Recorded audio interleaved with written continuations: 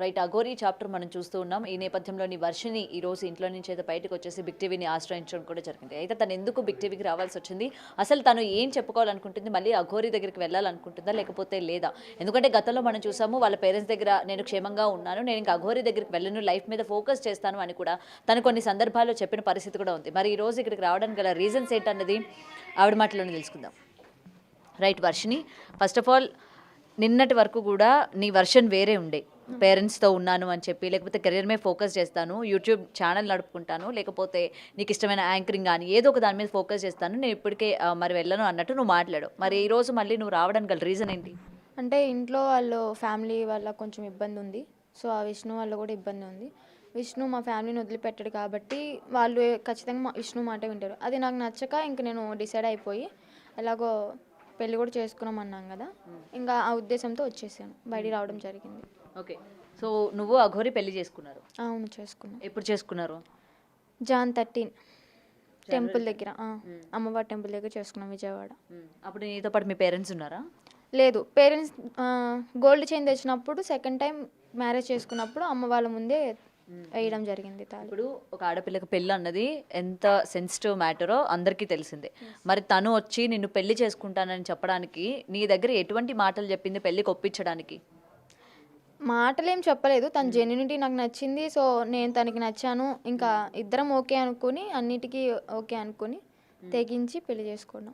కానీ ఆమె సనాతన ధర్మాన్ని కాపాడడానికి వచ్చాను, ఇలాంటి బంధాలు బంధుత్వాలు ఉండకూడదనే కదా ఆమె అఘోరీలాగా దీక్ష తీసుకున్నానని చెప్పారు. మళ్ళీ నీలాంటి బంధంలోకి రావాల్సిన కారణాలు ఏంటి అసలు, మళ్ళీ నీతో బంధం ముడిపడగడానికి? మెయిన్ నేనే దానికి ఫస్ట్ నేనే అడిగాను, ఇలాగ మ్యారేజ్ చేసుకుంటే నీకు ఒక తోడు ఉంటుంది, నాకు ఒక తోడు ఉంటుంది కదా, ఇద్దరంతో కలిసి ఉంటాం కదా అని చెప్పని నేనే ఒప్పించుకున్నాను. నువ్వే మ్యారేజ్ ప్రపోజల్ పెట్టావు? అవును. ప్రపోజ్ చేసావా? లేదు, ఇలా డైరెక్ట్ పెళ్లి గురించి మాట్లాడిన, ప్రపోజింగ్ ఏం లేదు. అన్నాక ఆలోచించుకుని వన్ డే మొత్తం, తర్వాత నెక్స్ట్ డే పెళ్లి. ఆమె నీకేం చెప్పలేదా, వద్దు నా దారి వేరు నీ దారి వేరు, నీకు ఇంకా చాలా భవిష్యత్తు ఉంది, ఎందుకు ఇవన్నీ అని చెప్పి? అంటే తను కూడా యాక్సెప్ట్ చేసింది. ఎలా అంటే ఓకే నాకు కూడా ఒక తోడు ఉంటే కదా అన్నట్టు యాక్సెప్ట్ చేసింది. కానీ ఎప్పుడు కూడా నాకు ఆ శివయ్యే తోడు, నేను శివుడి దీక్షలోనే ఉంటాను, నేను ఆ శివుడితోనే ఉంటాను అని చెప్పిన ఆమెకి తోడు అవసరం అంటావా? మళ్ళీ ఎందుకు తోడు కోరుకుంది? ఏమో దేవుడు ఇలా రాశాడేమో కదా, ఎప్పుడు ఎలా మారుతుంది అనేది మనం చెప్పలేం. సో దేవుడు ఇలా రాశాడు, జరిగిపోయింది అంతే. మొత్తం ఇంకా దేవుడి మీద వేసేస్తున్నావు అయితే?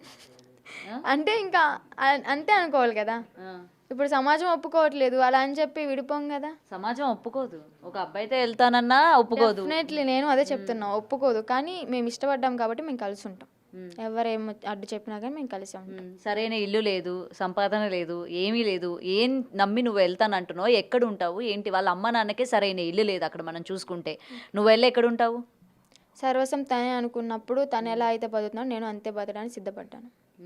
ఈ రోజున్న ఇదే కాన్ఫిడెంట్ నీకు రేపు ఉంటుందంట అనుకుంటున్నావా? తనతో ఉన్నంతకాలం ఇలానే ఉంటాను. ఎంతకాలం ఉంటావు అసలు? జీవితాంతం.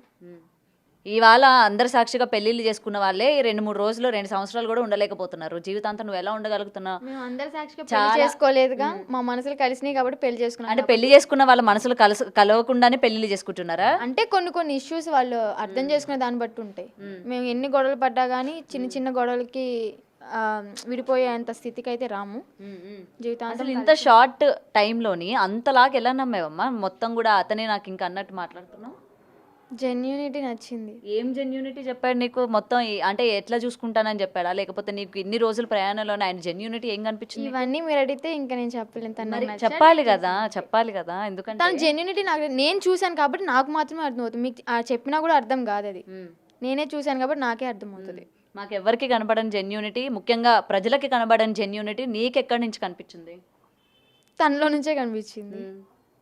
తను ఉన్న అంటే అబద్ధం చెప్పలేదు, ఏమీ లేదు. తన ఫీలింగ్స్ అని నాతో షేర్ చేసుకున్నాను, తన విషయాలన్నీ షేర్ చేసుకున్నాను, పర్సనల్ విషయాలు నేను అంతే షేర్ చేసుకున్నాను. సో ఓకే అనుకున్నాను. గ్యాప్ లో వాళ్ళ ఫ్యామిలీ మెంబర్స్ ఎప్పుడైనా మాట్లాడించారు నీకు? ఇంటికి కూడా వెళ్ళాను నేను. ఇంటికి కూడా తీసుకెళ్ళారు? పెళ్లి చేసుకున్నామని చెప్పాము, ఆశీర్వాదం తీసుకున్నాం, వాళ్ళు ఓకే అన్నారు. ఓకే నీకు ఒక తోడు దొరికింది కదా, హ్యాపీ, నేను చూసుకోవడానికి ఒక అమ్మాయి ఉంది అని వాళ్ళు హ్యాపీ ఫీల్ అయ్యారు. వాళ్ళ పేరెంట్స్ అందరికీ తెలిసి అయితే అబ్జెక్షన్ ఎవరు చెప్పలేదు? లేదు. నెక్స్ట్ ఏం చేయబోతున్నావు ఇప్పుడు? నీకు 23 years, లైఫ్ మీద ఒక గోల్ అన్నది ఏం లేదా నీకు అసలు? ఇట్లా నేను ఉండాలి, ఇలా సక్సెస్ అవ్వాలి, మనీ సంపాదించాలి అని చెప్పి గోల్ అంటే ఉండేది ఒక 4 months బ్యాక్.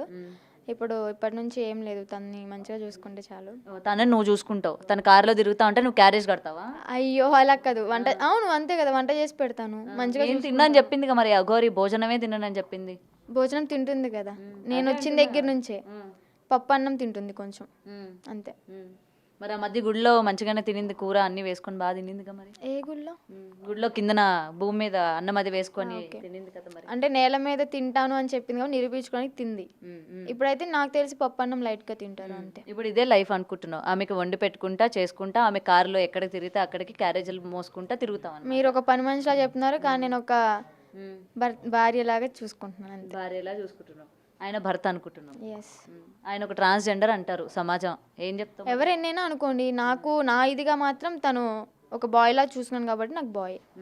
బాయ్లో చూస్తున్నావు, బాయ్లో చూస్తున్నావు, ఒక భర్తలాగా. భర్త అంటే బాయ్ అయితేనే భర్త అని పిలుస్తాను, కానీ ఆయన బాయ్ కాదు కదా.